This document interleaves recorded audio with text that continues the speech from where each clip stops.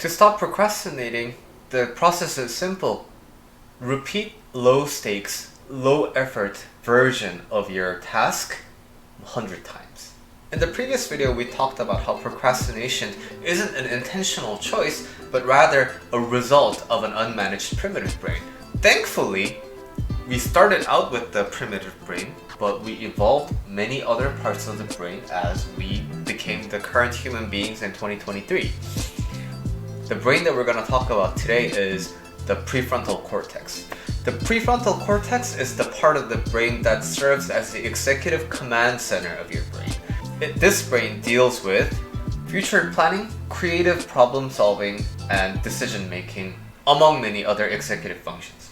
So because the premise is simple, repeat low effort, low stakes version of the activity 100 times, I'm gonna spend a lot of time talking about specific example. A personal example first. I used to produce music about 10 years ago.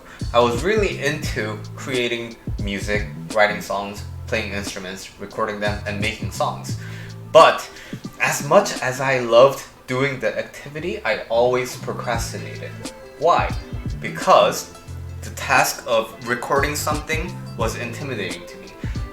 Trying to create something that I like given my standards and trying to meet that standards was overwhelming. Having to turn on my computer and all my equipment, and then setting up the computer program, and then making sure everything's connected, and all that came when I'm sitting on the sofa thinking about doing all that task is change. I don't want to do it. So it hits all the marks of an unmanaged primitive brain.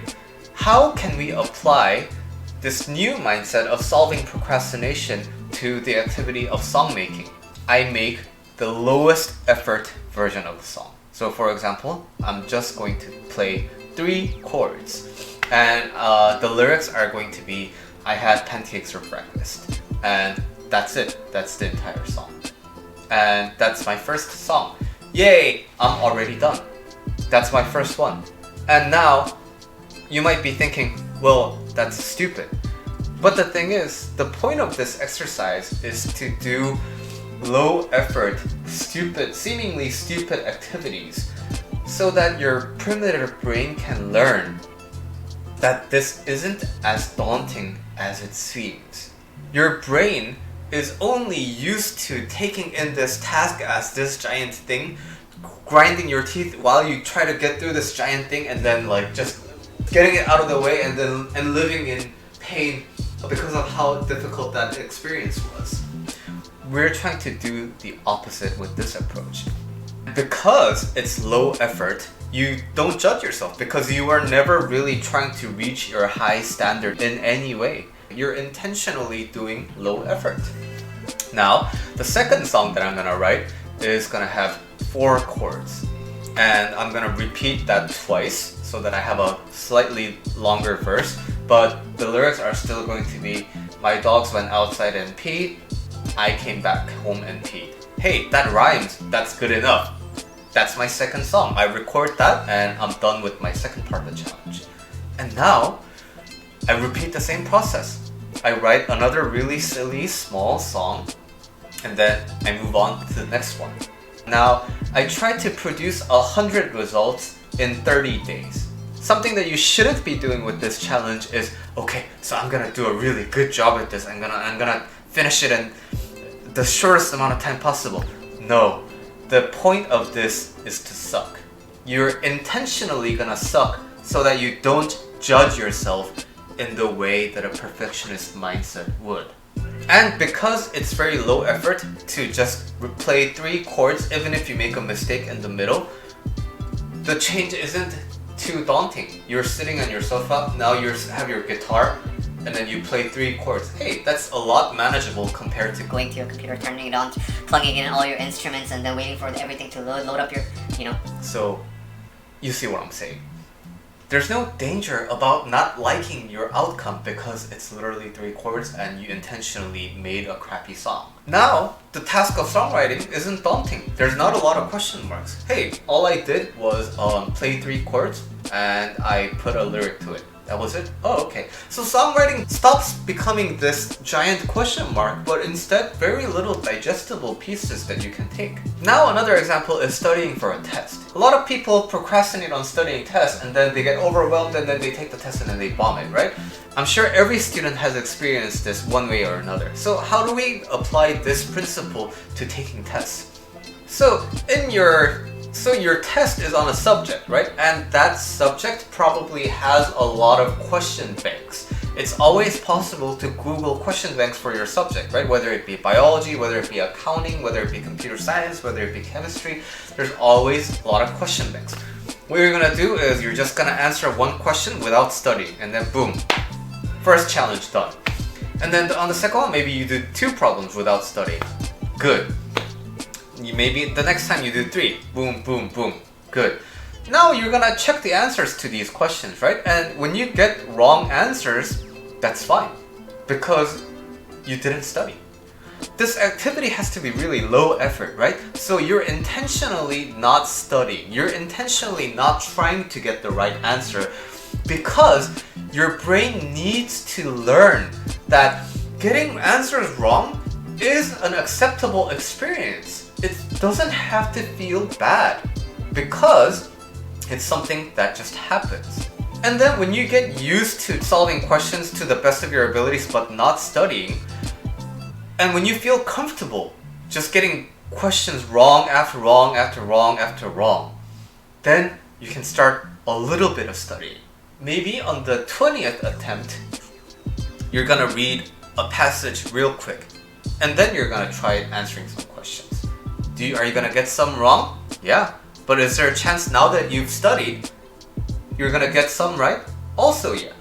But your brain now recognizes that wrong and right don't have to really feel that different. But instead, our educational system focuses so much on getting the right answers and making you feel bad for choosing the wrong answers. But in life, there are so many times when you make the seemingly wrong answers and you feel bad about that every time, and I don't want you to feel like that anymore. And the added side effect to this approach would be that because you're exposed to so many different types of questions for your subject, you're gonna eventually be really well prepared for your test. So with these 2 examples, I think you get the gist of what I'm trying to convey. You have an activity that you're procrastinating on. What's the lowest effort, crappy version of that activity that you can reproduce 100 times? Now, a quick note about this is that just because it's simple and easy, it doesn't mean that it's gonna feel comfortable. When you start this out, it will feel uncomfortable. I want you to know that in advance as you start this challenge, because even though it's supposed to be crappy, your primitive brain is currently unmanaged. And to the unmanaged brain, even the lowest effort ones seems daunting.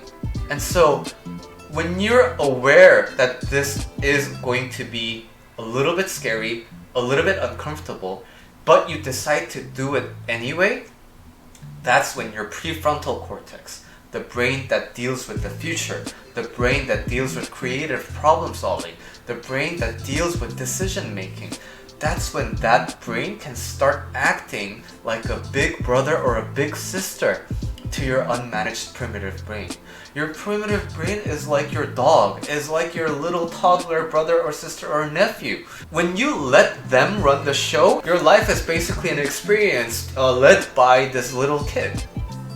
But when your prefrontal cortex kicks in and shows that little kid brain how life can be and how sometimes things can suck, but it's still safe and okay, then that child brain can calm down and stop throwing tantrums. And that's when you start living your life intentionally. This approach is the general guideline on solving the procrastination problem.